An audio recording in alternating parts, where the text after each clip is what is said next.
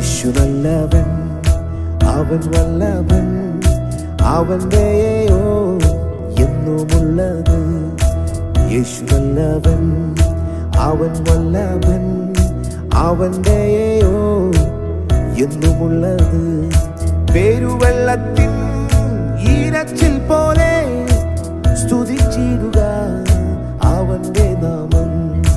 പെരുവെള്ളത്തിൻ ഈരച്ചിൽ പോലെ സ്തുതിച്ചിടുക അവന്റെ നാമം.